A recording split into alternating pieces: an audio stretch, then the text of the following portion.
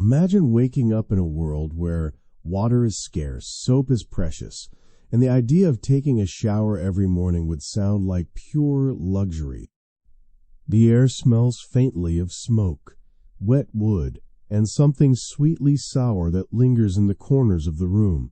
You stretch beneath a heavy blanket that has not seen a wash in weeks, maybe months, and your first breath of the day reminds you that the past is not as clean as we like to imagine. This is not a fairy tale or a nightmare. It is the daily life of a Victorian woman in 19th century England. Welcome, everyone, to another quiet journey through history. Today, we are stepping into a forgotten corner of the past, not through royal courts or glittering parlors, but through the small, intimate rituals of washing, dressing, and surviving, in a world where hygiene was one of life's greatest challenges. In the Victorian era, cleanliness was not what it means today. To us, being clean means freshly showered, perfumed, and dressed in clothes that smell of detergent. To a woman living in 1850, being clean meant something moral and symbolic. Cleanliness represented virtue, restraint, and social respectability. It did not always mean being physically spotless. A clean woman was one who looked composed, smelled faintly pleasant, and behaved with grace, even if her world reeked of coal, smoke, and sweat. The concept of hygiene was still evolving, and for most people, water was a resource that required time, effort, and energy to use. Bathing every day was almost unthinkable. Most homes had no plumbing, and fetching water meant hauling it up from a pump, or, well, bucket by bucket. To make a warm bath, that water had to be boiled over a fire, then poured into a small tin or porcelain tub. The process could take hours, and the result was often a few inches of lukewarm water that cooled quickly in the chill air. Because of this, many people limited themselves to what they called a sponge bath. A small basin of water and a washcloth were enough to freshen the face, neck, and hands. The rest of the body remained hidden beneath layers of clothing, only occasionally touched by water. Even when water was available, people feared it. Medical advice of the time often warned that too much bathing could weaken the body or invite disease. Doctors cautioned that warm water opened the pores and allowed bad air to enter. Mothers told their daughters not to wash their hair too often, for fear of catching a cold or becoming frail.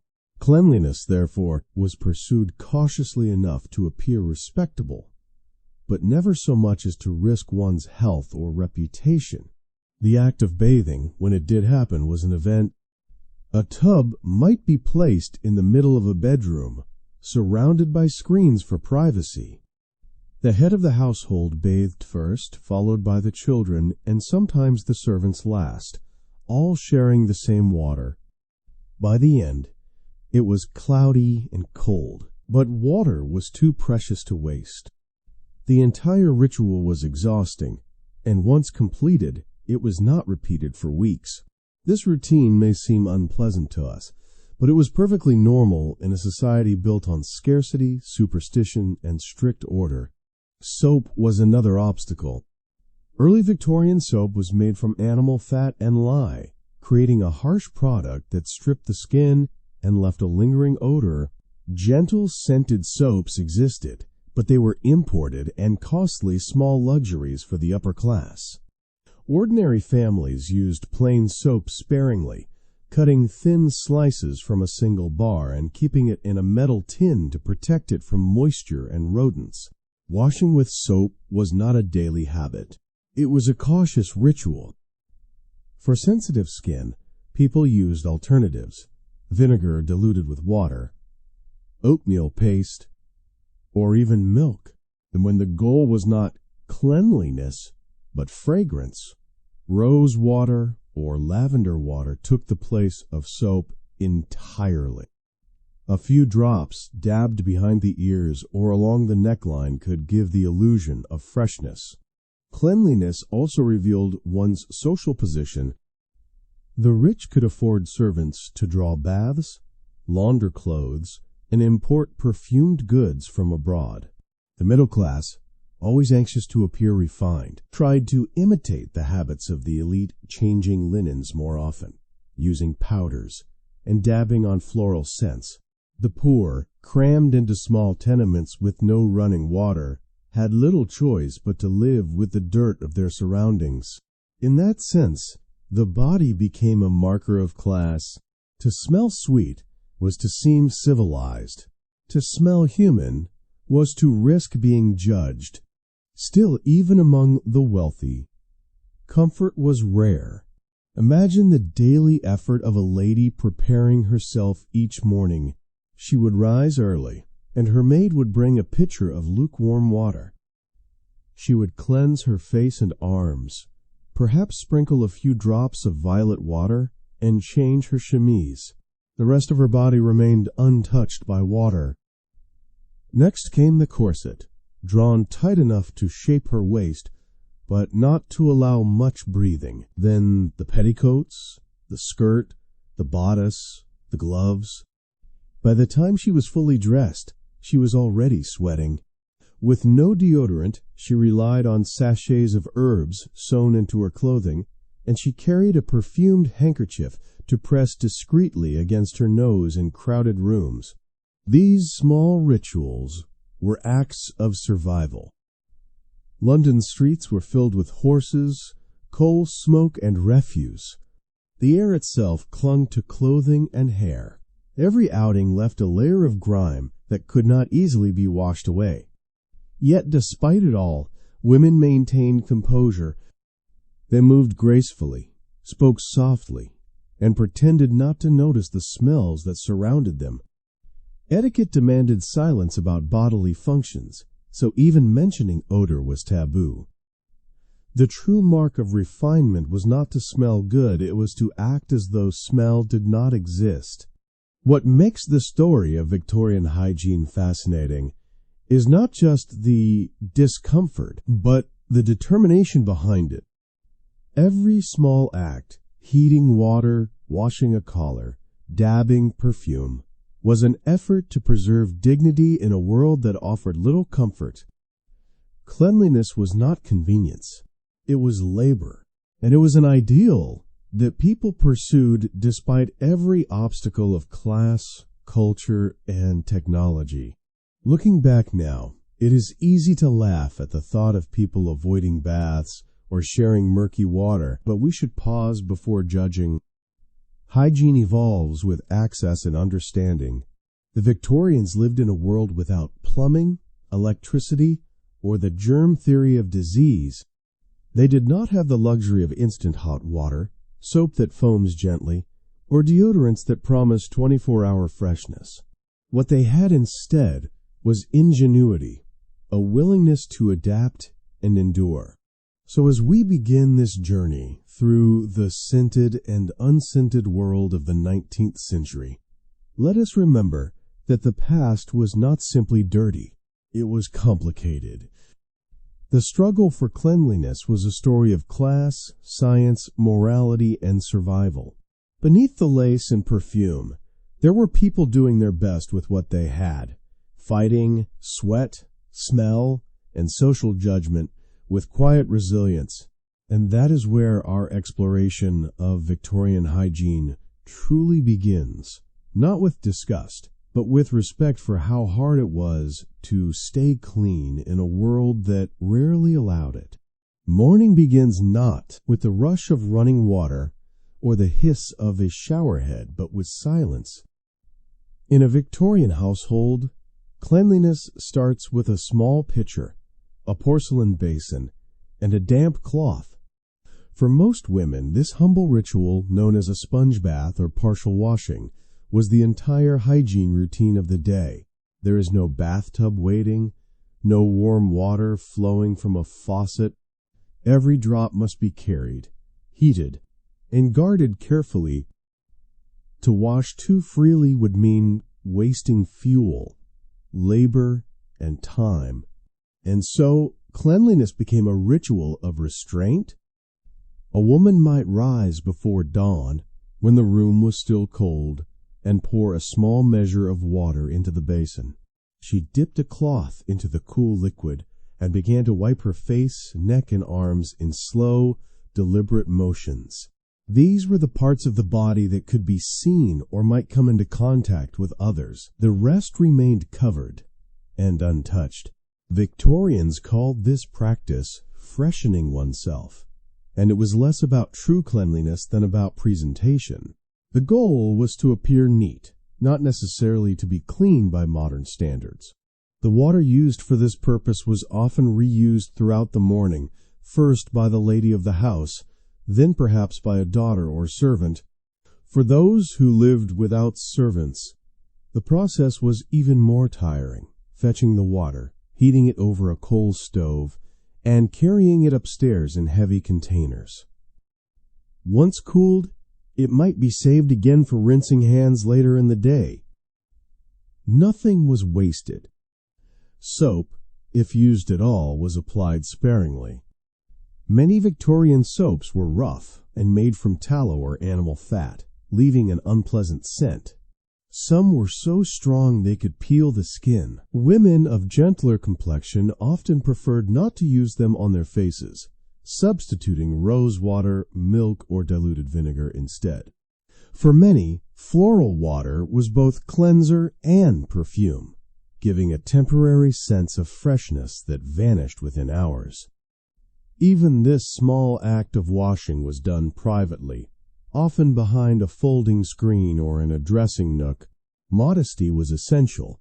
In upper and middle class homes, even married women were expected to bathe or wash in private, away from servants' eyes. Washing was considered a personal and almost sacred moment of self-care, not to be rushed or witnessed. A well-bred woman was never seen in disarray, even in her own home. The working class had a different experience. For them, privacy was rare. In a cramped tenement shared by several families, washing took place at the kitchen sink or in a tin bowl set on a chair. The water, often cold and drawn from a public pump, had to serve many purposes, drinking, cooking, and cleaning alike. A quick splash on the face and hands before breakfast was often the most anyone could manage. The smell of soap, even cheap soap, was a sign of respectability.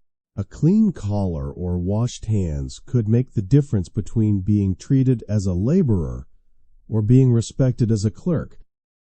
Men and women alike performed these small ablutions daily, but women's routines were far more demanding. Society expected women to maintain a standard of purity that bordered on impossible. Their hair was pinned, their collars white, their gloves spotless. Yet they were given none of the conveniences that make cleanliness easy today. For them, cleanliness was a kind of art, a performance that required discipline and patience. To maintain the illusion of freshness throughout the day, Victorian women developed countless small tricks. They might sprinkle starch or rice powder on their skin to absorb oil. They carried scented handkerchiefs and sachets filled with dried lavender, pressed roses, or violet petals. Some even dabbed perfume under their skirts or between the folds of their petticoats, so that movement would release a faint aroma. It was a world of substitution, where one replaced water with scent, soap with powder, and true hygiene with careful disguise. But these partial washing rituals were more than vanity. They were acts of control in an uncontrollable world. In a time when most people lived among smoke, dust, and animal waste, when London's air itself was thick and foul, cleanliness offered psychological comfort. To wash even a little was to reclaim a piece of dignity from the filth outside. It was a small rebellion against the chaos of the industrial city. This is what makes the ritual so human. It was not laziness or ignorance that kept people from bathing fully. It was circumstance. A woman could spend hours preparing water just for her morning wash. She could scrub until her hands were red, and still the city would cling to her clothes and hair by nightfall. Yet she continued, day after day, because cleanliness was part of who she was expected to be. Even in literature of the time, writers described the small, graceful gestures of morning washing as symbols of femininity and order. The sight of a lady dipping her cloth in water, wiping her face gently, and smoothing her hair was the mark of refinement. It was proof that despite discomfort, she maintained her composure. The ritual itself became an expression of character, a quiet testimony that civility could survive even in dirt and scarcity. By the end of the 19th century, some urban households began to experiment with more regular bathing. Public bathhouses appeared in cities like London, Liverpool, and Manchester, offering working-class families a chance to bathe properly for a few pennies. Still, private daily baths remained a luxury reserved for the wealthy. For everyone else, the sponge bath remained the foundation of cleanliness, a practical compromise between aspiration and reality. So when we imagine Victorian life, we must remember that their idea of washing was not about luxury or indulgence. It was about endurance. Each morning's wash was a small victory, a moment of order before stepping into a world that smelled of coal, smoke, sweat, and horses. Beneath the powder and perfume, every Victorian woman knew that her basin of water, however small, was her armor. It was the difference between feeling civilized and feeling conquered by her surroundings. In that sense, partial washing was not a sign of backwardness, but a creative adaptation to the limits of the time. It was a ritual of survival disguised as grace, and it reminds us that what we consider clean today owes everything to centuries of people who tried to stay human in a world that made it almost impossible. When we picture a bar of soap today, we think of smooth colors, soft foam, and a scent that promises freshness. But for the Victorians, soap was something very different, coarse, heavy, and often unpleasant. It was a luxury and a burden at once, an object that symbolized both purity and labor. For many women in 19th century England, soap was the heart of every cleaning ritual, and also its greatest limitation. Most soap of the early Victorian era was made from tallow, the rendered fat of sheep or cows, mixed with lye, a caustic substance derived from wood ash. The result was harsh on the skin, and left behind a sour, greasy smell that clung to everything it touched. A single bar might last a family for weeks, stored carefully in a tin box to keep away dampness and rodents. Using it too freely was considered wasteful.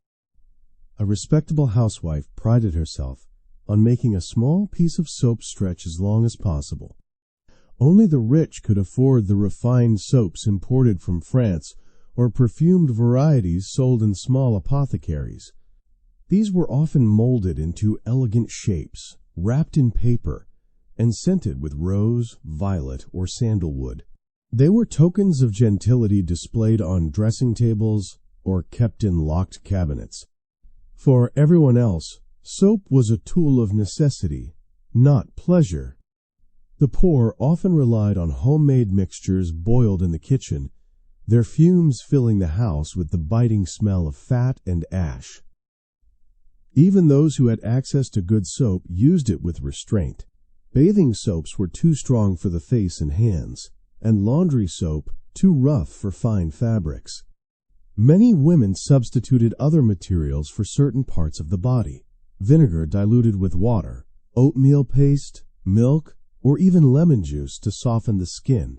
These were passed down through generations as household secrets, learned not from doctors but from mothers and grandmothers who had mastered the art of doing much with little. Laundry was a different battlefield altogether. Washing clothes meant boiling them in large tubs, stirring with wooden paddles, and scrubbing them on washboards until the knuckles bled. Soap was essential, but it also damaged delicate fibers and faded colors. The fine muslin gowns and lace collars worn by middle-class women could not endure constant washing, so they were spot-cleaned and aired instead. In many homes, Monday was laundry day, a day dreaded by servants and housewives alike, when the house filled with steam and sweat and the sharp scent of soap and smoke blended into one. It is easy to forget that soap in Victorian times was part of a moral conversation, as much as a hygienic one. The phrase "cleanliness is next to godliness" became a social motto. To be clean was to be respectable. To be dirty was to be morally suspect. Advertisements for soap began to appear in newspapers, portraying it as a symbol of civilization. A bar of soap could wash away not just dirt, but shame and class difference. These ads often carried subtle moral lessons, suggesting that the British Empire's civilizing mission was mirrored in the household act of washing. In the simplest terms, soap became propaganda for purity. Still, reality did not match the image. The smell of soap could never completely hide the odors of everyday life. Sweat, smoke, and the dampness of London air always won in the end.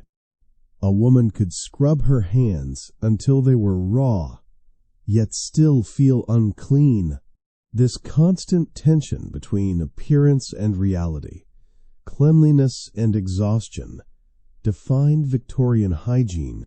For women especially, the relationship with soap was intimate and symbolic. A bar of fine soap on a vanity was a mark of grace, an unspoken promise that she cared for her appearance and her reputation. Yet behind that symbol lay endless work.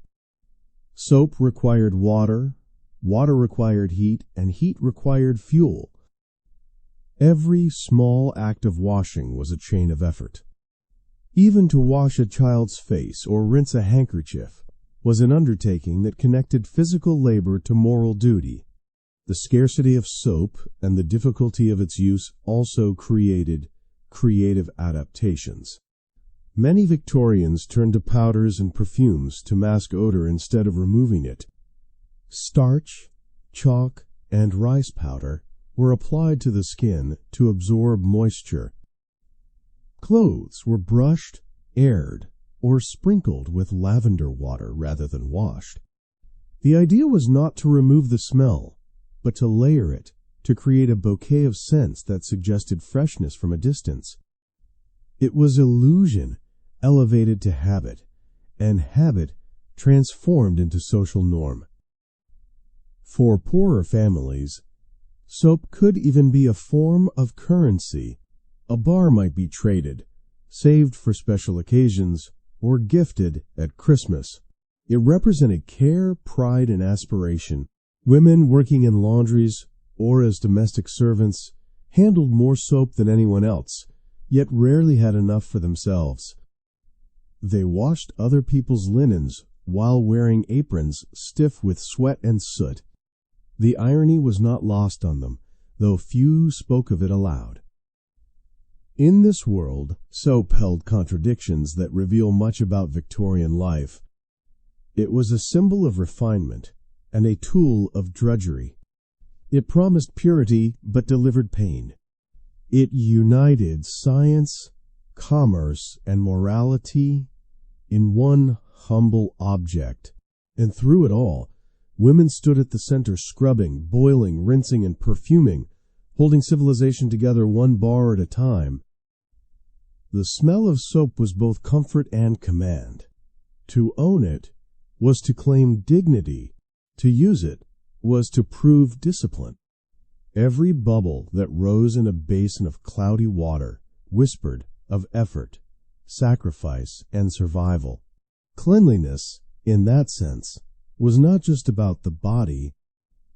It was about hope, the belief that no matter how dirty the world might be, one could still emerge each morning with the courage to start clean again.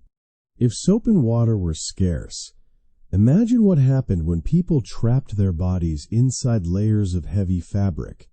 In Victorian society, clothing was both armor and prison. Women were expected to wear multiple layers: linen chemises, corsets, petticoats, bustles, outer gowns, and sometimes cloaks or shawls on top of it all. Every layer was thick, tightly woven, and designed not for comfort but for modesty. The more fabric you wore, the more respectable you appeared. Unfortunately, this also meant that sweat, heat, and odor had nowhere to escape. A typical outfit began with the chemise, the only layer that touched the skin directly. It absorbed sweat and body oil, serving as a barrier between the body and the outer garments. But these chemises were not changed daily. Doing laundry was simply too time-consuming and expensive. Over the chemise came the corset, stiffened with whalebone or steel.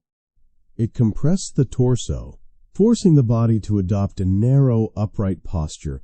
Breathing became shallow, and circulation slowed, especially in summer heat.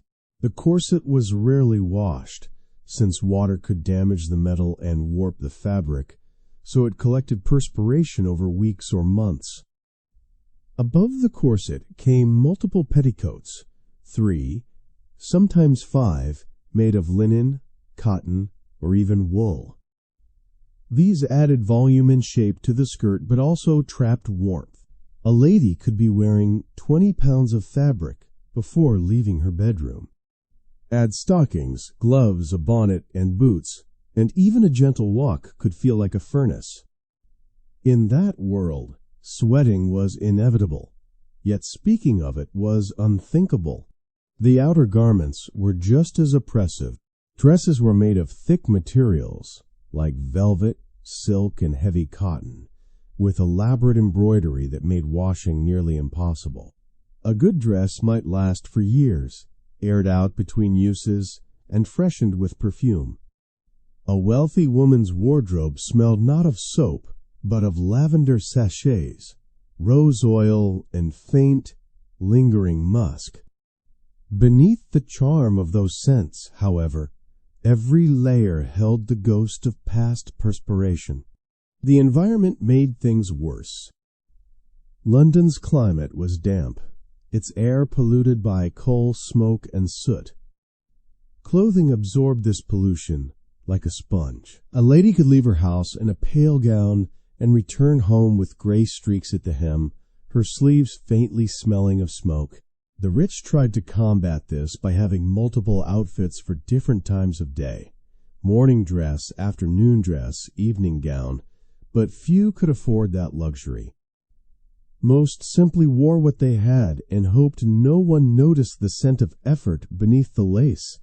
Corsets and petticoats also changed the way people moved. Because bending or twisting could ruin the shape of the dress, women were taught to glide instead of stride, to sit upright and turn slowly. These elegant gestures were not just etiquette, they were ways to hide discomfort. Even fainting, a common occurrence in drawing rooms and dances, had less to do with fragility and more to do with suffocation under all those layers. When the air turned hot, a woman's body became her own worst enemy. In summer, some women placed small pieces of linen or even cotton pads beneath their arms to absorb sweat. These were called dress shields, and they could be replaced when stained. Others dusted themselves with powders or tucked dried herbs and flowers into their clothing.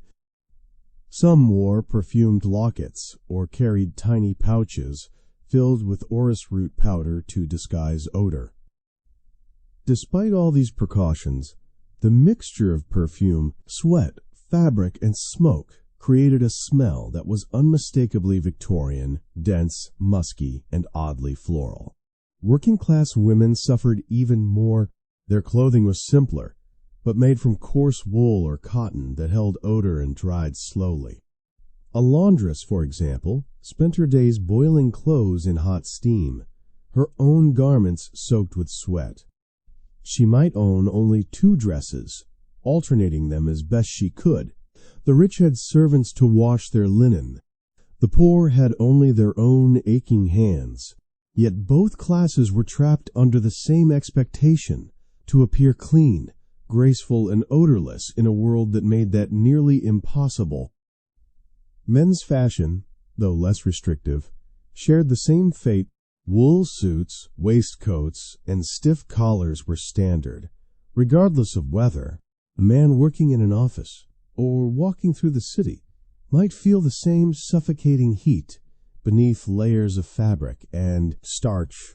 But unlike women, he could remove his jacket or loosen his cravat without scandal. For women, even a bare wrist could be considered indecent. Cleanliness was not just a matter of hygiene. It was tied to morality, gender, and control. The irony was striking. Victorian society prized modesty and composure above all else. Yet the clothing designed to uphold those values created discomfort and smell. The more a woman tried to meet the standard of virtue, the more she suffered physically. And yet she endured it with a quiet pride. To appear calm and untouched while every inch of fabric stuck to her skin was considered a sign of refinement. By the late 19th century, reformers began to question these customs. Dress reform movements encouraged women to abandon heavy corsets and wear lighter, looser garments. They argued that true beauty lay in health, not restraint. But change came slowly. For most of the century, layers remained the rule, and so did the daily battle between odor and elegance. The image of a Victorian lady gliding through a ballroom, graceful and fragrant, hides the truth of her struggle. Beneath the silk and satin lay a body overheated, compressed, and sweating in silence. Her elegance was not effortless. It was earned, breath by shallow breath, through endurance and self-control. Every movement, every smile, every faint scent of lavender was a performance. In a world without deodorant, air conditioning, or breathable fabric, the Victorians invented their own kind of dignity. Their layers were both shield and burden, separating them from the dirt of the streets and the judgment of society. But those same layers also kept them prisoners inside their own clothing. It is a paradox that defines the entire era, the pursuit of purity through discomfort, of grace through sweat, of beauty through suffocation. And within that paradox, the story of Victorian hygiene becomes not just about smell, but about what people were willing to endure to be seen as proper, pure, and perfect. In the Victorian world, where full bathing was rare and heavy clothing trapped the body's scent, perfume became more than a luxury. It was a weapon of survival. It was armor, disguise, and silent communication. To modern noses, Victorian perfume might seem overwhelming, thick, musky, cloying. But to the people of that era, it was salvation. Perfume did not just make you smell pleasant. It helped you exist gracefully in a world that never truly smelled clean. A Victorian lady never left home without some form of scent. On her dressing table, you might find bottles of rosewater, violet extract, or cologne made from citrus and herbs. These were not just accessories. They were part of her daily ritual. After her partial morning wash, she would dab perfume behind her ears, on her wrists, at the base of her throat, and even inside her gloves. Some women went further, sprinkling scent on their hair, corsets, and handkerchiefs. It was less about seduction and more about protection, a barrier between herself and the odor of reality. Perfume recipes at the time were complex and often derived from natural ingredients. Rose, jasmine, and lavender were the favorites of the upper classes, while musk, ambergris, civet, and patchouli, heavier, more animalic scents, were used to make fragrances last. Ambergris, for example, came from a waxy substance produced in the intestines of whales. Civet was extracted from the glands of a small cat-like animal. Musk was obtained from deer. These ingredients gave Victorian perfume its signature depth, a richness that clung to fabric for days. A few drops could fill a room. In a society where mentioning body odor was taboo, perfume became a form of unspoken etiquette. To smell pleasant was to show respect for others. A faint floral note suggested refinement. A strong scent, especially of musk or patchouli, hinted at sensuality or, in some circles, moral looseness. Thus, perfume was also a language of class and character. The wrong fragrance could betray your background. A delicate rose or lilac was ladylike, but an exotic amber or spice might be deemed too bold. Perfume also played a powerful emotional role. Because so much of Victorian life was repressed from speech to touch, scent became one of the few acceptable forms of self-expression. A woman could not speak openly about desire, but she could wear a fragrance that hinted at it. A gentleman could not hold her hand for long, but he could remember her by the trace of her perfume on his glove. Scent carried memory more powerfully than any letter. In this way, perfume became the invisible thread that tied people together in an era obsessed with propriety. However, not all perfumes were used for romance. In the streets of London or Paris, scent was often a shield against the harsh realities of the world. The cities reeked of smoke, sewage, horse manure, and rotting waste. Doctors even believed that disease spread through miasma or bad air, so perfume was thought to have protective power. A woman might carry a small pomander, a metal ball filled with scented herbs, or wear a vinaigrette, a tiny locket containing vinegar-soaked sponge. Whenever she passed through a foul-smelling area, she would lift it to her nose. It was both fashion and first aid. Inside drawing rooms and theaters, the air was thick with competing scents: tobacco, perfume, sweat, gaslight fumes, and flowers. The result could be intoxicating or suffocating, depending on one's sensitivity. Some hostesses burned pastilles, small cones of perfumed powder to sweeten the air before guests arrived. Others filled rooms with bowls of dried rose petals and lavender. For them, fragrance was part of hospitality, an invisible decoration that made their homes feel elegant and safe. But perfume could also be used cruelly. Because certain scents were associated with certain classes, a strong odor could invite judgment. The smell of patchouli, for instance, was often linked to lower-class women or shopgirls, simply because it was affordable and long-lasting. Meanwhile, refined ladies were expected to favor lighter floral or citrus scents. In this way, perfume became yet another social code, a reminder that even in the world of scent, hierarchy reigned. There were also risks. Many perfumes contained ingredients that were toxic by modern standards: arsenic, lead, or alcohol mixtures that irritated the skin. Some formulas were flammable, making candle-lit vanity tables a quiet danger. And because scents were made from natural animal sources, their production often involved cruelty and high cost. A single bottle of pure musk could be worth a servant's yearly wage. This exclusivity only strengthened perfume's association with status. Still, despite these complexities, fragrance offered something profoundly human: control. In a world where so much from illness to odor felt beyond one's power, perfume allowed a woman to reclaim her body, even if only symbolically. It gave her confidence to step into society, to sit in crowded rooms, to smile and speak without fear of shame.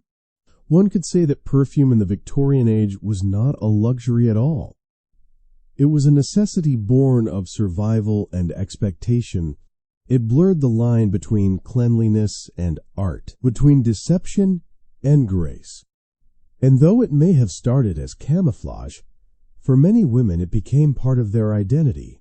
When we imagine that era now, it is easy to romanticize, to think of roses and lace, of lavender drifting through candlelight. But beneath that beauty lies the truth. Every scent masked struggle.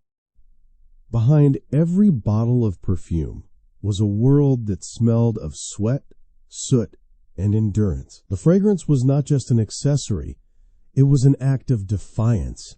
It was a quiet statement that no matter how dirty, tired, or confined life became, one could still choose to smell like something beautiful. If perfume was the mask that made life bearable, laundry was the battlefield that kept appearances intact.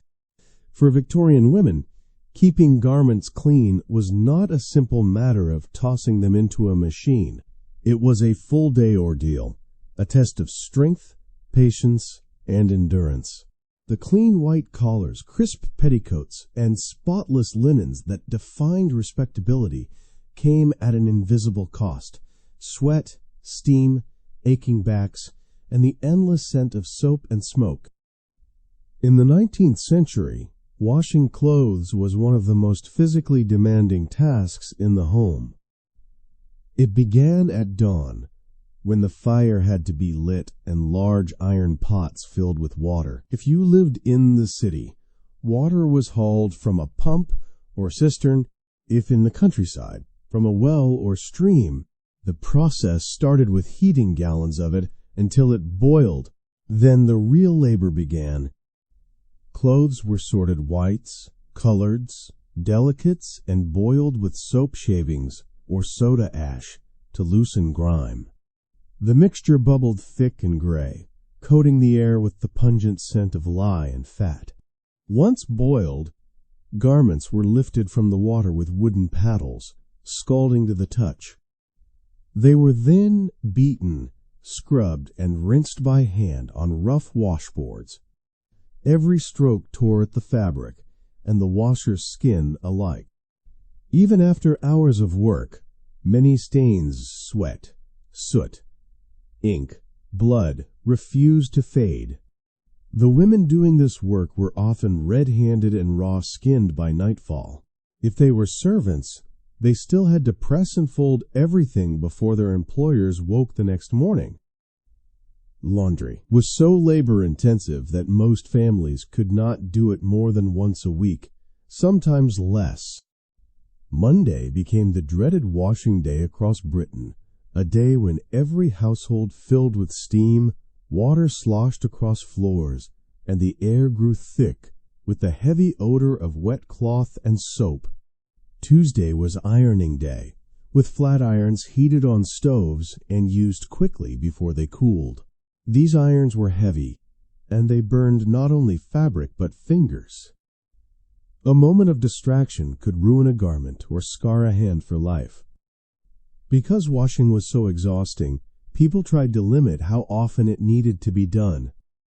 Undergarments were meant to protect outerwear from direct contact with the body. A linen chemise, for example, could be washed more easily than a corset or gown, so it absorbed the brunt of sweat and oils. But even chemises were not changed daily. They were aired out overnight by hanging them near a window or fireplace, hoping the wind or heat would refresh them. Some families simply turned garments inside out between wears. For middle-class households, washing day required coordination between servants, the laundress, the maid, and the cook, since the stove had to serve both laundry and kitchen. Water had to be heated in shifts, coal consumed in quantities that strained budgets, and lines strung across yards or attics to dry the heavy cloth. Rain could ruin everything, forcing women to hang damp clothing indoors, where it filled rooms with a sour smell. For poorer families, the situation was harsher. Without access to large tubs or stoves, they carried their laundry to public washhouses, paying a small fee for water and space. There, rows of women worked shoulder to shoulder in heat and steam, their chatter mixing with the rhythmic slap of wet fabric. These places were not glamorous, but they were social hubs, where women exchanged stories, advice, and small comfort amid the drudgery. Yet even then, clean clothes were a privilege. Many workers wore garments so worn and patched that washing them risked tearing them apart. Ironically, for all its hardship, laundry carried deep moral meaning. Clean linen was the mark of decency. A woman's worth was judged not just by her manners, but by the brightness of her household linen. In Victorian novels, the sight of a spotless collar or fresh petticoat was shorthand for virtue. To appear clean was to appear disciplined and respectable. Filth, meanwhile, implied laziness, sin, or poverty. The moral pressure to maintain whiteness, both literal and symbolic, weighed heavily on women, especially those with limited means. This obsession with laundry extended to smell as well. Clean linen did not necessarily smell fresh the way we imagine today. It carried the scent of smoke, starch, and labor. Some households used blue dye, called laundry blue, to make white fabrics appear brighter. Others sprinkled lavender or rose petals between folded sheets, a small luxury that gave the illusion of refinement. But no matter how sweet the scent, the memory of the work never disappeared. Even those who could afford servants were not free from laundry's tyranny. Mistresses of the house were expected to inspect, manage, and direct washing days. The sound of scrubbing and wringing echoed through large homes, and every garment required tracking and care. Losing a piece of linen or allowing it to yellow with neglect was considered a moral failure, not a practical one. The home itself was judged by how clean it smelled. One Victorian diarist once wrote that Monday is the day of judgment for a woman's virtue, for her linens must bear witness. It was not hyperbole. The culture of cleanliness linked domestic labor to moral worth so tightly that women carried the guilt of every stain. Cleanliness was not just comfort. It was identity, respect, and self-respect. Yet, despite the fatigue, many women found rhythm in the ritual. The hiss of boiling water, the scent of soap, the rhythm of wringing and folding, all became part of the heartbeat of home life. It was exhausting, yes, but it was also a space where they controlled something tangible in a world where so much was decided for them. When the last garment was hung to dry and the steam finally cleared, the sense of accomplishment was real. The linen fluttering in the wind was more than fabric. It was proof of perseverance. Every crease, every whitened fold spoke of care and survival. In our modern age, where washing machines hum quietly in the background, it is easy to forget how monumental that task once was. But in the 19th century, laundry was both punishment and pride, the unending cycle that defined a woman's existence, binding together cleanliness, morality, and exhaustion in one heavy, fragrant burden. If keeping one's clothes clean was a battle, maintaining one's hair was an even greater war. Victorian hair was a symbol of beauty, status, and femininity, yet also one of the hardest things to keep clean.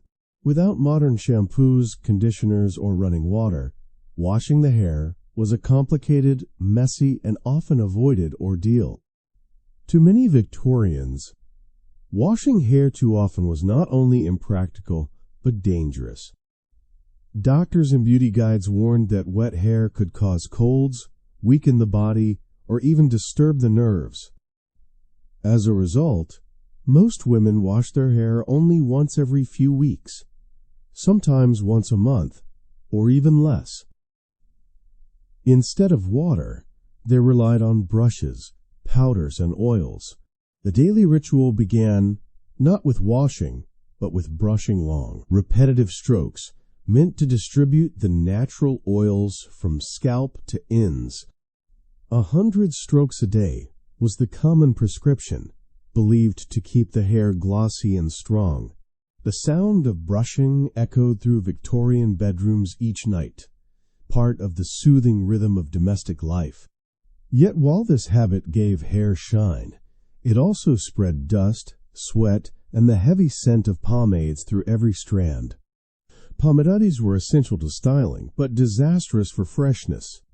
Made from mixtures of lard, bear grease, tallow, or lanolin blended with perfumes, these substances helped shape curls and tame frizz. But under the warmth of lamps and bodies, the fats could go rancid, producing a sour odor that clung to hair and bonnets alike. To mask it, women applied floral oils or hair tonics, which added another layer of scent, sometimes pleasant, sometimes overpowering. The result was a unique Victorian perfume, a blend of rose, musk, animal fat, and smoke. For women of means, there were dry shampoo methods that used fine powders like starch, rice flour, or even crushed iris root. These powders absorbed grease but left a pale residue, making hair look dull or grayish. To fix that, many brushed or shook the powder out by the firelight, a messy process that filled the air with dust. Still, it was considered far better than wet washing, which required hours of work. Water had to be heated, hair soaked and rinsed with herbal infusions such as rosemary, chamomile, or vinegar water, then dried by the hearth. Drying could take half a day, especially in winter. For most women, the effort simply was not worth repeating often. Hair itself was a point of pride and artistry. Victorian women wore their hair long, often pinned in elaborate braids, coils, and buns. Many used rats, small pads made of their own shed hair to create volume. Others added false hairpieces or curls to achieve fashionable shapes.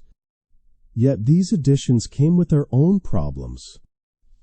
Hairpieces collected dust and odor. Stored improperly, they could even harbor lice or mildew. Maintaining them required careful airing, brushing, and perfuming. The more beautiful the hairstyle, the more likely it was hiding weeks of buildup. In social settings, hair was not only an ornament, but also a statement. Loose hair symbolized youth and sensuality, while tightly pinned hair represented control and decorum. A lady's coiffure reflected her moral standing. To appear with oily or disheveled hair was to risk being seen as careless or even immoral. This pressure meant that women spent hours arranging, pinning, and perfuming their hair, but not necessarily cleaning it. They relied on artifice and fragrance to give the impression of purity. Men were no different in their grooming habits.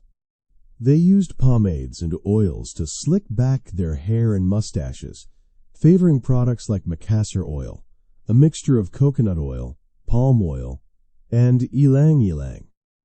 The scent was strong and easily transferred to upholstery, which is why many households placed antimacassars, small embroidered cloths, over the backs of chairs to protect them from grease stains. Thus, even furniture became part of the hygiene story, silently absorbing the residue of Victorian vanity. Despite all these layers of artifice, hair remained deeply personal. Mothers brushed their daughters' hair as an act of affection. Lovers kept locks of each other's hair as tokens.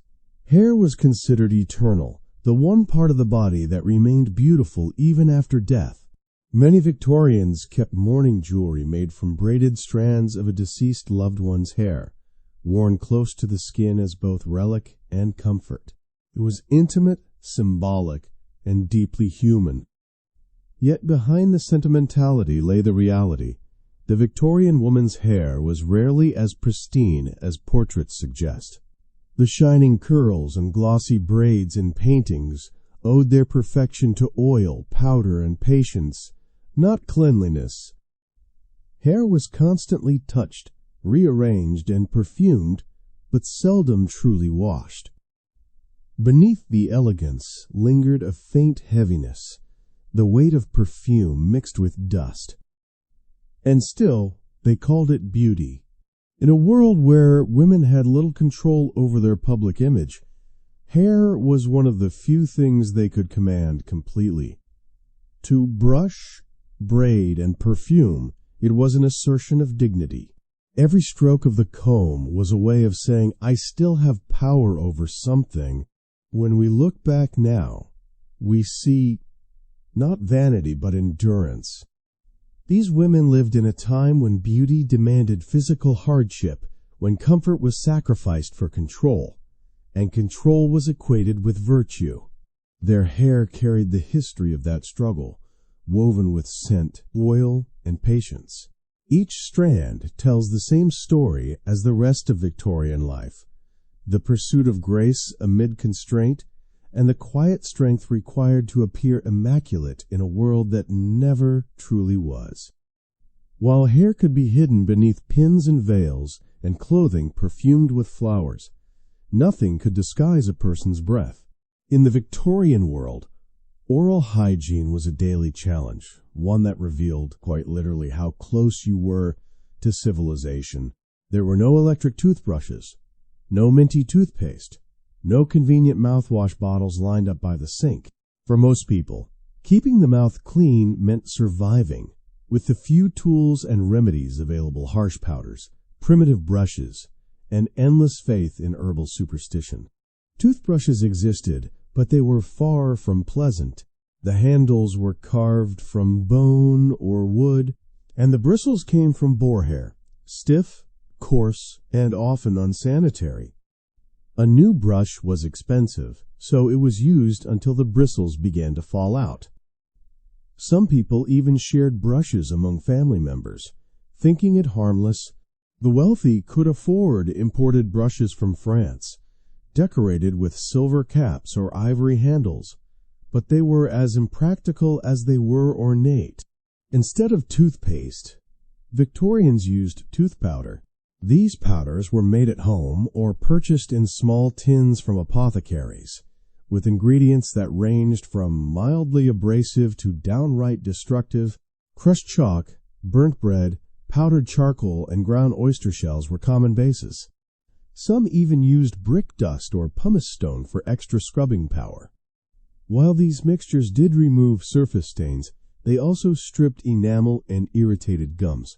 To make them more pleasant, manufacturers added cloves, mint, or cinnamon oil, but most still tasted like dust and vinegar. Rinsing the mouth was another ordeal. Mouthwashes as we know them today did not exist. Instead, people swished diluted vinegar, salt water, or even spirits, such as gin or brandy, to purify the breath. This method was less about freshness and more about killing germs, or at least what people believed were germs. Remember, the germ theory of disease was not fully accepted until the late 19th century, so most Victorian hygiene was guided by guesswork and tradition. Bad breath was nearly universal. Without proper cleaning, bacteria thrived in the mouth, feeding on the remnants of meat and bread that clung to teeth. Sugar, increasingly common in Victorian diets, made matters worse, feeding decay while coating teeth in sticky residue. The result was a mix of sweetness and rot that no perfume could disguise. To mask it, both men and women chewed on herbs and roots. Cloves, anise, cardamom, and licorice were popular choices. Some carried small silver boxes of mints or lozenges perfumed with rose or violet. Others relied on the discreet use of scented handkerchiefs. At social gatherings, a lady might raise a handkerchief lightly to her lips, not just as a gesture of politeness, but to conceal a smell she could not control. Dental care, when problems arose, was grim. Dentistry as a profession existed, but was primitive. Painkillers were rare, and anesthesia was still a risky experiment. Tooth extraction was the most common treatment, performed by barbers, blacksmiths, or itinerant tooth drawers who worked in markets. There were no fillings, no root canals, no sterile tools, just pliers, whiskey, and luck. For many, losing teeth was simply part of aging, and toothache was a lifelong companion. For those who could afford it, artificial teeth became a fashion statement. Early dentures were made from ivory, porcelain, or even real human teeth, purchased from cadavers or desperate poor people who sold their own. These dentures looked elegant in portraits, but were heavy, ill-fitting, and foul-smelling. After a few hours of wear, they absorbed saliva and odors, giving the mouth a sour, metallic taste. Nevertheless, they were worn proudly, a mark of refinement over poverty. Clean breath, like clean linen, became another social boundary. A pleasant scent implied discipline and health. A foul one hinted at neglect or vice. Writers of etiquette manuals warned that halitosis, though not yet named as such, could ruin reputations. It was not enough to look graceful. One had to smell graceful, even when conversation brought one close enough to betray the truth. Among the upper classes, morning routines often included rinsing the mouth with rosewater or brandy, brushing with chalk powder, and chewing a sprig of mint before social calls. Some even placed cloves between their teeth to release fragrance slowly. The poor, lacking such luxuries, sometimes rubbed their teeth with rags dipped in salt or ash. It stung, but it worked slightly. The obsession with fresh breath grew toward the end of the century, as public life became more intimate and industrial pollution worsened. Perfume makers began producing scented tooth powders and mouth drops with flowery names like the breath of spring or crystal smile. They promised not health, but confidence, a mask for decay. By the 1890s, advertisements in ladies' magazines equated clean breath with moral worth, echoing the same logic that had turned soap into a symbol of virtue. And yet, despite all their struggles, the Victorians remained remarkably dignified about it. In their world, no one was truly fresh. Everyone fought the same invisible battle. Bad breath was not a personal failing, but a condition of the time. One more reminder that comfort and civility were fragile luxuries. Imagine sitting in a candlelit parlor, surrounded by conversation, perfume, and laughter, while the faint scents of tobacco, wine, and human breath mingle in the air. That was the real Victorian evening, imperfect, intimate, and deeply human. Behind the lace gloves and polished manners, people were simply doing their best to live with the limitations of their age. So the next time you brush your teeth or rinse with minty mouthwash, think of those who came before you, those who faced the same desire for freshness without the tools to achieve it. For them, every smile was an act of courage, and every breath was a silent reminder of how far civilization still had to go. Even with all their perfumes, powders, and polite efforts, Victorians could never truly escape the smell of their world. Yet what made their society remarkable was not just the presence of odor, it was the way they handled it. In the 19th century, scent was not just a private matter. It was a social code, wrapped in manners, morality, and unspoken rules. Everyone smelled, but no one dared to say so. Cities like London, Paris, and Manchester were sensory battlegrounds. The air was thick with the smoke of coal fires, manure from horses, the stench of unwashed bodies, and the damp mildew of buildings that never fully dried. Public hygiene systems were still developing, sewers overflowed, trash piled high, and the river itself sometimes reeked of decay. In such an environment, even the wealthiest citizens could not avoid the smell of life, but politeness demanded silence. To mention odor one's own or another's was considered shockingly rude. In polite society, the ability to ignore unpleasant scents was a mark of refinement. A true lady or gentleman never flinched. They might discreetly raise a perfumed handkerchief to their nose, or open a fan to create a faint breeze, but always with grace. This gesture, subtle and elegant, was both a defense mechanism and a performance. To wrinkle one's nose, to recoil, or to complain was to break the illusion of composure. Etiquette manuals from the era were clear. One must never draw attention to the corporeal weaknesses of others. A foul odor, whether from sweat, illness, or poverty, was to be treated as invisible. The same silence applied in carriages, theaters, and drawing rooms, where the mingled scents of bodies, gas lamps, and perfume could make the air almost unbreathable. People fanned themselves not just for comfort, but for survival. Imagine entering a crowded theater in 1880. Hundreds of people in heavy clothing, powdered hair, and scented gloves sit pressed together under the heat of gaslight. The air thickens until it hums with warmth. You can smell the pomade of the man beside you, the rosewater of the lady ahead, the faint musk of someone's hair oil, yet no one complains. Instead, they smile, wave their fans, and comment on the play. It was an era when endurance was elegance. Public transport was worse.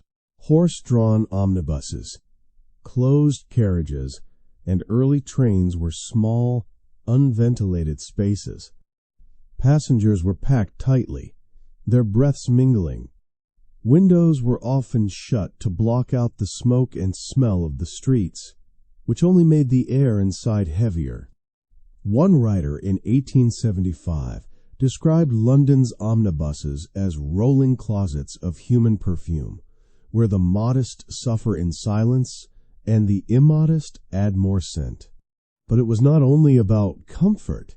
Odor also reflected morality. The upper classes associated cleanliness with virtue and odor with vice. To smell bad was to seem lazy, undisciplined, or morally corrupt. Yet, ironically, those who smelled the worst were often the poor laborers, washerwomen, factory workers, who had the least access to water or clean clothing. The rich pitied or judged them, rarely seeing the hypocrisy in their own perfumed disguises.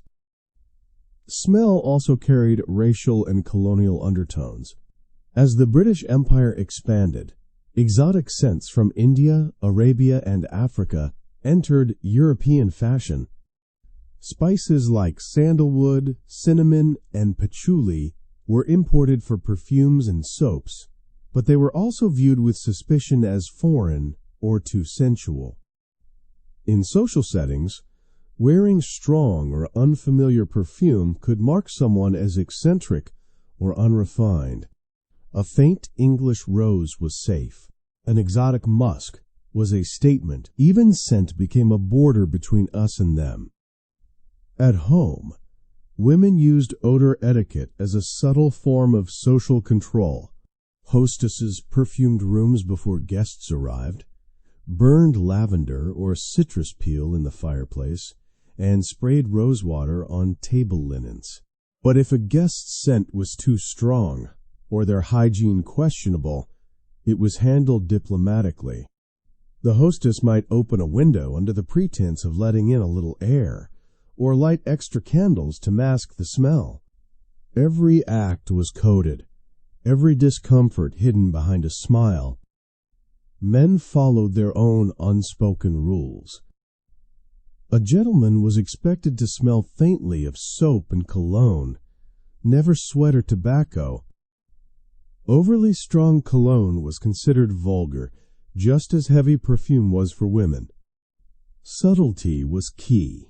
The goal was to appear naturally fresh, even when nature offered little help.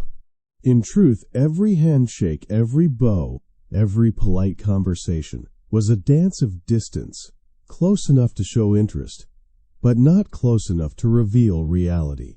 These customs reveal something profound about Victorian life, a world obsessed with control. Control of the body, of the senses, of emotion. Smell was a reminder that the body could betray class, desire, or fatigue. All things society demanded be hidden. So people learned to pretend. To be civilized was to live in denial of the senses. And yet, there was a strange beauty in their restraint. In crowded parlors and smoky theaters, amid perfume and perspiration, Victorians created a shared illusion that decorum was stronger than discomfort, and grace could rise above the human condition. Their silence about odor was not ignorance. It was endurance. Today we might find their restraint stifling, even absurd, but in their world it was survival. To acknowledge the smell of another person would have been to strip away their dignity and your own. So they mastered the art of pretending everything was fine. The air may have been heavy, but their manners were heavier still. In the end, this quiet etiquette tells us more about the Victorian spirit than any invention or empire ever could. It shows us a society determined to maintain beauty amid filth, courtesy amid chaos, and composure amid the undeniable scent of being human. By now, it is clear that the Victorian world was not a fragrant one. The constant struggle against odor from body, clothing, hair, and city was as exhausting as it was inescapable. And yet, within that struggle, Victorians revealed something extraordinary: their capacity to adapt, to find grace within discomfort, and to transform small acts of survival into gestures of elegance. If odor was unavoidable, dignity became the art of pretending it was not there. Victorian women in particular developed an intricate network of habits and strategies to manage what could not be eliminated. These routines were not random. They were carefully practiced skills, learned from mothers and mistresses, whispered among friends, refined over generations.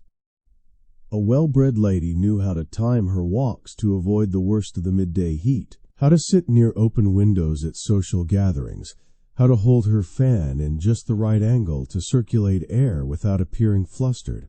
Every movement had meaning. Fans became silent tools of warfare in the battle against odor. A quick flutter near the nose signaled subtle distress.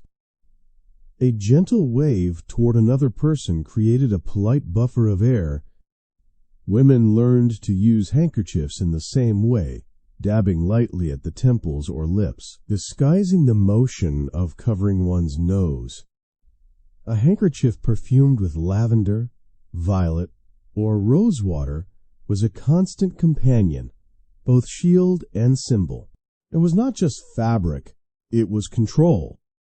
Then there were the nosegays, or tussie-mussies, tiny bouquets of aromatic herbs and flowers that women carried or pinned to their gowns. Common combinations included rosemary, thyme, and lavender, chosen not only for their pleasant fragrance, but also for their supposed power to ward off illness carried by bad air. In crowded carriages or public halls, a woman might lift her nosegay toward her face in an elegant gesture, pretending to admire its petals while discreetly escaping the stifling scent of humanity around her. Even the architecture of the home reflected the Victorian obsession with managing odor. Windows were opened in the morning to refresh rooms, curtains shaken to release dust, and bowls of vinegar or scented water placed on tables to cleanse the air. Carpets were sprinkled with tea leaves or dried herbs before sweeping, to trap dirt and add fragrance. Fireplaces doubled as air purifiers, with citrus peels or spices thrown into the flames to release a momentary sweetness. Every household chore had a ritualistic dimension, an attempt to reclaim beauty from decay. Among the middle and upper classes, social adaptation went even deeper. They mastered the art of polite avoidance. If a person's odor was unbearable, one did not recoil or comment. Instead, one might step slightly back, feign interest in a nearby object, or call for fresh air with a smile. Entire conversations were navigated through these invisible cues. To remain gracious in the presence of discomfort was the true mark of refinement. In letters and diaries, we find glimpses of how humor softened the burden. Women joked about surviving the perfume cloud of a dance or the smoky fog of a dinner. A fainting spell could serve as a convenient escape from a stifling room, dressed up as delicacy rather than desperation.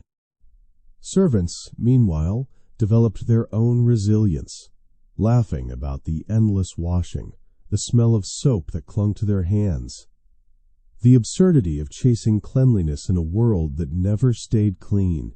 There was also innovation, small but meaningful attempts to make life easier. Some women sewed soft cotton pads under their arms to absorb sweat, precursors to modern dress shields. Others experimented with alum powder, lemon juice, or even vinegar as crude deodorants. Though none were entirely effective, they signaled a shift in thinking, the beginning of a new kind of self-awareness, where cleanliness moved from duty to identity. Men, too, adapted. Those working in offices or politics carried pocket colognes, small flasks of alcohol-based fragrance that could be dabbed discreetly on a handkerchief. Gentlemen's clubs often burned scented wood or pastilles to mask the combined aroma of tobacco, sweat, and brandy. Even the ritual of removing one's hat when greeting a lady had a hidden hygiene purpose: to let heat and odor escape after long hours under a wool cap. Yet beyond all these practical tricks, what stands out most is the psychological adaptation, the Victorian ability to turn endurance into elegance. They lived with discomfort daily, but instead of surrendering to it, they ritualized it. The weight of their clothing, the constraints of their manners, even the scents they carried, became part of a performance of composure. To smell faintly of lavender amid the coal smoke of London was not just vanity, it was defiance. This capacity to adapt was particularly visible among women, who bore the greatest expectations. Their bodies were bound, their movements restricted, their cleanliness policed by society, yet they managed to create rituals of beauty within those limits. Every morning wash, every carefully pinned sachet of herbs, every drop of perfume was a quiet act of control in a world that offered them little. In that sense, Victorian coping mechanisms were not merely about hygiene, they were about dignity. These women did not surrender to the grimness of their reality. They found ways to transform necessity into grace, to turn survival into art. The faint scent of lavender on a glove, or the shimmer of brushed hair in candlelight, were victories, small, fragrant triumphs over filth and fatigue. And that is perhaps the greatest paradox of all, that in an era remembered for its dirt, disease, and repression, people still found ways to be beautiful. They accepted that life would never be spotless, but they refused to let it make them coarse. In the flicker of a lamp, in the whisper of a fan, in the rise of a perfumed handkerchief, they reinvented elegance, not as comfort, but as courage. By the late 19th century, the world began to shift. The Industrial Revolution, which had filled the air with soot and sweat for decades, slowly started to give back some of the comfort it had taken away. Science, plumbing, and manufacturing converged to change not just how Victorians lived, but how they smelled. For the first time in centuries, real cleanliness, the kind that reached beyond perfume and powder, was becoming possible. The transformation began quietly, in pipes and pumps. In the 1840s and 1850s, cities like London, Manchester, and Liverpool started to expand their sewage systems, finally separating wastewater from drinking water. It was not glamorous, but it was revolutionary. Clean running water no longer belonged only to the wealthy. For the first time, middle-class homes could install hand pumps and later faucets that delivered water directly to basins and baths. By the 1880s, indoor plumbing was becoming a sign not just of luxury, but of modernity itself. This simple change reshaped daily life. Baths became easier, faster, and safer. Instead of hauling heavy buckets or boiling water for hours, a woman could draw a bath within minutes. Hot water systems powered by coal or gas stoves made it possible to bathe regularly, even comfortably. The weekly bath slowly turned into the regular bath, and the idea of washing one's whole body more than once a week no longer seemed wasteful or eccentric. Cleanliness was shedding its old superstitions and becoming part of progress. Soap, too, underwent a transformation. The industrialization of soap making, led by figures like William Lever in England, made it cheaper and milder. Lever's company, which produced the now famous Sunlight soap, marketed cleanliness as both a moral and patriotic duty. Advertisements filled newspapers, showing smiling mothers, shining children, and bright white linens fluttering in the breeze. Cleanliness, they declared, is civilization. For the first time, soap was no longer an elite commodity. It was a household necessity, available to all. This democratization of cleanliness changed social values. The poor were no longer judged solely for being dirty. They were now expected to be clean. Public bathhouses spread across Britain, offering working-class families a place to wash for a small fee. These baths, often segregated by gender, became places not only of hygiene, but of pride. To emerge scrubbed and scented was to feel reborn, a citizen of the modern age. Technology also brought change to clothing and laundry. New fabrics such as cotton and lighter wools replaced heavy layers, allowing better airflow and easier washing. The invention of the wringer and, later, the hand-cranked washing machine in the 1880s saved hours of labor. Starch became easier to use, and laundry soaps less caustic. Clothes could finally be cleaned more often without destroying them. The burden that had once taken entire days began to lighten, one invention at a time.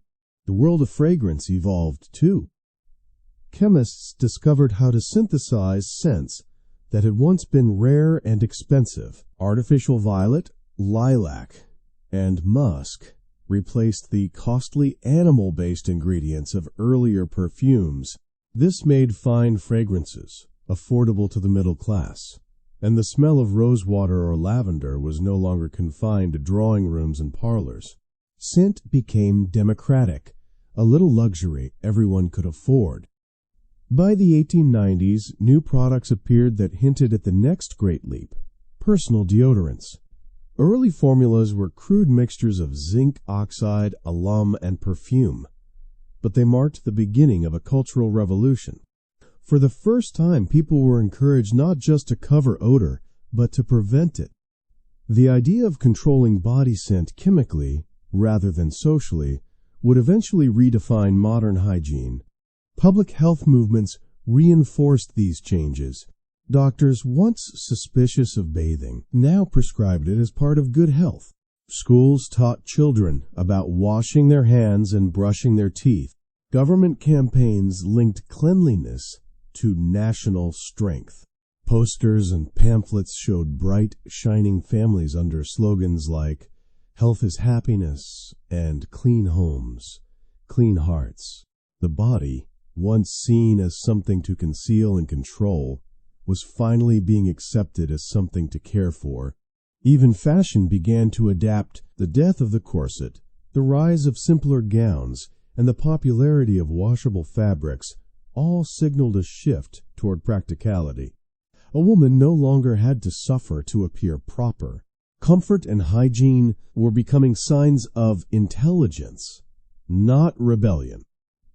The smell of powder and musk slowly gave way to the scent of soap and fresh linen, a new aesthetic of purity that matched the optimism of the age.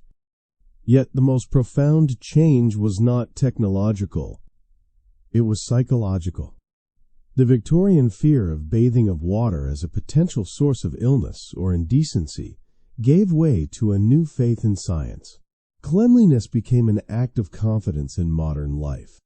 A bath was no longer just a necessity. It was a pleasure to step into warm water, surrounded by soap bubbles and the quiet hum of progress, was to feel part of a brighter, cleaner future.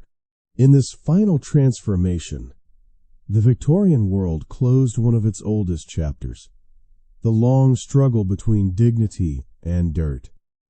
Plumbing, soap, and steam did what perfumes and powders never could. They gave people real control over their bodies. What had once been an exhausting cycle of washing, masking, and pretending became, at last, a simple act of comfort. It is easy to overlook how miraculous that was. A single faucet could save hours of labor. A bar of soap could lift the weight of shame. A bathtub could turn survival into serenity. Cleanliness had finally caught up with civilization, and in doing so, it forever changed what it meant to be human. When the steam of the 19th century finally cleared and modern life began to take shape, something remarkable was left behind, not just cleaner bodies, but a new idea of what it meant to be civilized. The story of Victorian hygiene is not only about soap, corsets, and perfumes. It is a mirror of the human condition, our need to rise above discomfort, to transform hardship into ritual, and to find meaning even in the most mundane acts. Cleanliness, for the Victorians, was never just about the body. It was about morality, discipline, and identity. To be clean was to be respectable, self-controlled, and worthy of belonging to society. But beneath that moral surface lay a deeper truth. Cleanliness was a form of resistance. In a world filled with disease, dirt, and inequality, washing, perfuming, and maintaining one's appearance became acts of quiet rebellion, a refusal to surrender to the chaos outside. Every polished shoe, every brushed curl, every scented handkerchief was a declaration, I am still human, no matter what surrounds me. The obsession with odor, in all its layers of denial and endurance, reveals something profound about Victorian life. It was an age of contradiction, progress and repression, beauty and filth, elegance and exhaustion. People lived in a constant state of duality. The same society that built cathedrals and libraries also built slums. The same empire that celebrated refinement filled its cities with smoke. And through it all, individuals, especially women, carried the impossible task of maintaining grace in an ungraceful world. Yet, for all its discomfort, the Victorian age also gave birth to a new consciousness. The struggle for cleanliness opened doors to science, public health, and human empathy. When people realized that disease was not divine punishment but preventable, they began to fight for change. Sanitation systems improved, hospitals became cleaner, and governments finally saw hygiene as a shared responsibility, not just a private virtue. What began as a personal battle against odor evolved into a public mission for health. In that sense, the soap bar and the bathtub were not trivial luxuries. They were instruments of revolution. They changed how people viewed themselves and each other. Cleanliness became the great equalizer, the invisible bridge between classes. A working woman washing her face by candlelight shared the same hope as a duchess bathing in marble, the hope of renewal, of dignity restored. Culturally, the transformation reshaped aesthetics too. The heavy scents of musk and ambergris faded into the background, replaced by the light, airy smells of citrus, lavender, and fresh linen. Fashion loosened, homes brightened, and a new ideal of simplicity emerged. Where once excess and layering symbolized refinement, the modern world began to favor openness, clean lines, open windows, breathable fabrics, honest air. Cleanliness had become not only physical but spiritual, a sign of clarity, health, and progress. Looking back, we might smile at the thought of people terrified of water or perfuming themselves to survive a London omnibus. But beneath the humor lies respect. They were pioneers of an invisible war, the long, slow conquest of the senses. They fought it with lye and lavender, with vinegar and courage, until the day came when clean water flowed from taps and soap was sold for pennies. Their victory is so complete that we forget it ever had to be won. And yet, the shadow of that era remains with us. We still link scent to status, purity to worth. We still judge ourselves and others by how fresh we appear. In our obsession with deodorants, whiteners, and endless hygiene routines, we echo Victorian anxieties in a modern form. Their fear of odor has become our fear of imperfection. Their rituals of survival have evolved into our rituals of control. Perhaps that is why their story continues to fascinate. Beneath the lace and civility, we recognize ourselves striving, performing, and yearning for acceptance. The Victorians tried to master the body. We try to master the image. They powdered away the smell of life. We filter away its flaws. In both cases, the struggle is the same: to be seen, to be respected, to belong. And maybe, in the end, that is the truest lesson of all. Cleanliness then and now is not really about soap or scent, or even hygiene. It is about the eternal human desire to rise above the mess, to create order in a world that resists it. The Victorians taught us that beauty can bloom even in filth, that grace can coexist with discomfort, and that the pursuit of cleanliness, however imperfect, is really the pursuit of dignity. So the next time you step into a shower, breathe in the scent of soap, or wrap yourself in a towel fresh from the wash. Remember them. The women who boiled linens until their hands burned, the men who carried coal to heat bath water, the families who endured the fog of sweat and perfume with quiet pride. They were not just surviving, they were building the foundation of modern comfort. Theirs was a world of contradictions, fragrant yet foul, refined yet raw, and within those contradictions lies the story of how humanity learned to care for itself. The Victorians may have lived in a world that smelled of coal, sweat, and rosewater, but their pursuit of cleanliness made the modern world possible.